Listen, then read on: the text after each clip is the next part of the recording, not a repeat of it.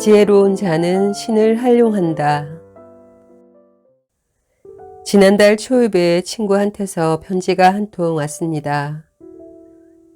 늘 소탈하고 편안해서 내게 사람 만나는 기쁨이 뭔가를 깨우쳐주는 좋은 벗이랍니다.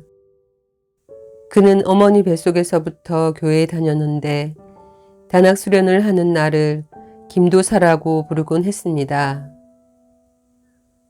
이 친구의 사연은 꽤나 심각한 것이었습니다. 이보게 김도사, 엊그제 중학교 3학년이 된 아들놈이 교회에 안 나가겠다고 선언을 했네. 이유를 물으니 예수님은 원수를 내 몸같이 사랑하라고 하셨는데 자기는 그럴 수가 없다는 것이네. 성질이 급해서 누가 싫은 소리를 하면 욕을 하든지 싸우든지 해야 속이 시원한데 그런 마음으로 어떻게 원수를 사랑하겠느냐는 거지. 아무리 생각해도 예수님은 자기 같은 나쁜 사람이 믿을 뿐이 아니라는 걸세. 친구는 아들놈에게 한 방 먹은 기분이라고 했습니다. 그것도 결정타를 맞은 기분이 들더랍니다. 아들놈 앞에서 나는 할 말을 잃었네. 솔직히 말하면 내 신앙이 부끄러워졌네. 내 기도는 늘 가슴속에서 무슨 일이 일어나고 있는지 확인하지도 않은 채 이루어졌거든. 이보게 김도사, 이 부끄러움은 어디서 오는 건가? 나는 그동안 하나님을 모시기만 했을 뿐 말씀대로 살지는 못한 것 같네. 친구의 편지를 읽고 나니 얼마 전에 접한 어리석은 자는 신을 섬기고 지혜로운 자는 신을 활용한다는 성가의 말씀이 떠올랐습니다. 나는 오래전부터 세상에는 진리라는 것이 있고 사람이라면 누구나 진리와 만나기를 소망한다고 믿어왔습니다. 그것은 비단 나 혼자만의 믿음은 아닐 터입니다. 진리에 대한 소망을 성가에서는 인간에게 내재한 신의 속성, 즉 신성의 정글이라고 말해왔습니다. 비단 선도 수련뿐만 아니라 모든 종교는 사실 그런 믿음과 전제로부터 출발한 것이 아니었던가. 그러나 우리는 그 소망을 실현시키기 위한 과정에서 지름길을 버려둔 채 돌아오는 먼 길을 배워온 것 같습니다. 내 친구의 고백처럼 신앙을 통해서 인간의 신성을 극진히 모시기만 했을 뿐 우리 가슴 속에서 고동치는 신성의 울림에는 귀를 기울이지 못했던 것입니다. 종교의 힘은 놀라운 것이어서 자비와 사랑으로 이 세상을 아름답게 수놓기도 했지만 오도된 신앙은 자기만의 신을 만들고 그 신만을 옳다고 움켜짐으로써 싸움을 일으키고 사랑이라는 이름으로 인류에게 깊은 상처를 남기기도 했습니다. 성가에서는 분열의 시대에서 조화의 문화를 창조할 수 있는 사람은 신앙인이 아니라 신인이라고 말해왔습니다. 신이 밝은 사람은 진리가 하나인 걸 알기 때문입니다. 하늘과 땅이 하나이고 너와 내가 하나인 걸 경전을 통해서가 아니라 감각으로 느낄 수 있다면 그때는 모든 시비가 끝나고 원수를 내 몸같이 사랑하는 것이 너무나 자연스러운 일이 될 것입니다. 성경에는 나는 길이요 진리요 생명이니 나를 통하지 않고는 아무도 하늘나라에 갈 자가 없느니라. 나는 아브라함이 태어나기 전에 있었다는 구절이 나옵니다. 여기서 말하는 나를 어떻게 해석하느냐에 따라 우리는 신앙인으로 머물 수도 있고 신인을 지향할 수도 있습니다. 예수님이 말한 나의 실체는 과연 무엇일까요? 예수님이 목이 터져라 외쳤던 나는 십자가에 못 박힌 예수님 자신을 지칭하는 것이 결코 아닙니다.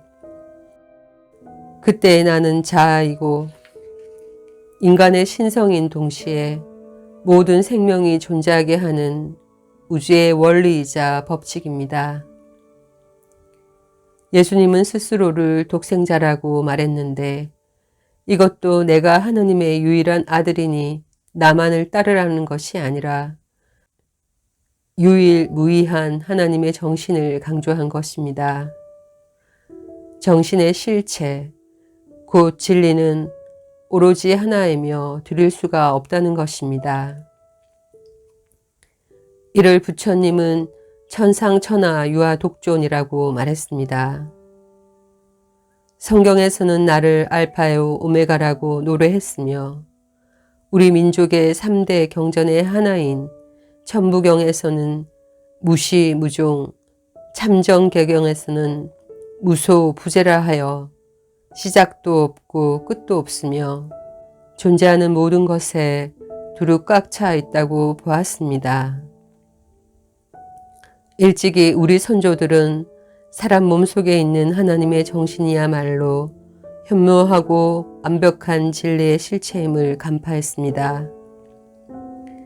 그래서 내 안에 있는 신성을 확실히 알고 그것을 발현시킬 수 있는 원리와 방도를 제시한 것이 이 땅의 선도 문화였던 것입니다.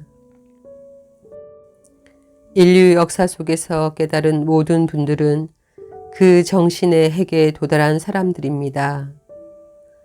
그러나 그 정신은 예수님이나 부처님에 의해서 새롭게 창조된 것이 아니며 그분들의 삶 이전의 하나의 실체로서 이 세상에 존재하고 있었던 것입니다.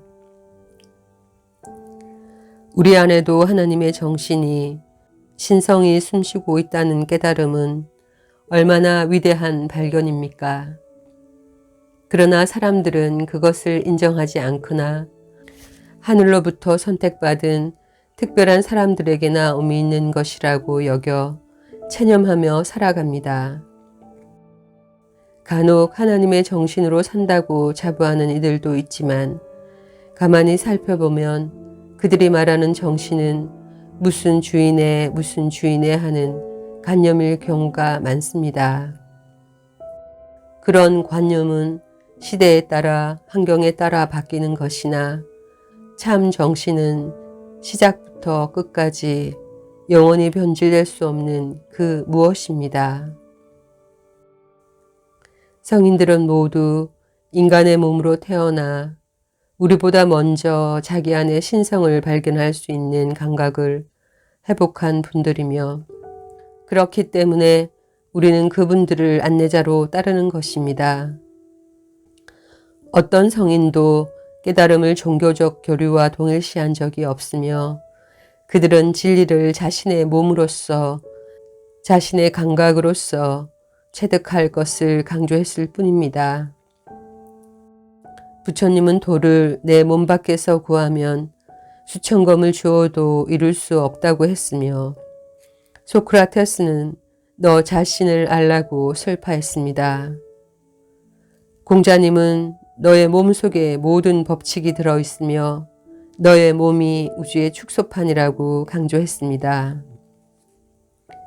우리의 몸을 통해서 우주의 진리가 끊임없이 메시지를 전해주고 있음을 전파한 도인은 일찍이 이렇게 말했습니다.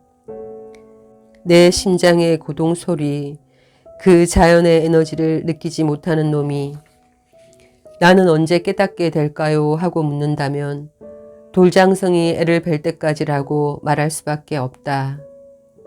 우리의 몸에 진리가 약동하고 있으며 신성이 빛나고 있다는 확신이야말로 용신의 출발점입니다. 신성의 존재를 믿지 않는 사람이 그것을 활용할 수는 없기 때문입니다. 많은 사람들이 용신의 의미를 알게 되면 왜 성철 스님이 기독교인은 예수를 죽여라, 불교 신자는 부처를 죽여라고 말했는가를 이해하게 될 것입니다. 그때 가면 모든 종교는 인간의 신성의 서로 다른 표현일 뿐 결국은 하나임이 분명해지며 그 평화의 한마당에서 인류는 진정 하나가 될 수 있을 것입니다. 원래 탁구나 배구를 처음 가르칠 때는 정석대로 하지 않으면 안 된다고 가르칩니다. 그러나 기초 과정이 끝나면 탁구채를 이렇게 잡을 수도 있고 저렇게 잡을 수도 있는 것입니다. 그때는 잘 치는 것이 중요하니까요. 언제까지 우리는 배우기만 할 것입니까? 이제 하나님의 마음으로 살아야 되지 않을까요? 언제까지 하나님의 마음을 모시기만 할 것입니까? 이제 모든 살아있는 가슴 속에서 하나님을 발견하고 우리도 스스로 빛나서 각자가 서 있는 삶의 이곳 저곳에서 신성의 빛으로 주위를 비추어야 하지 않겠습니까?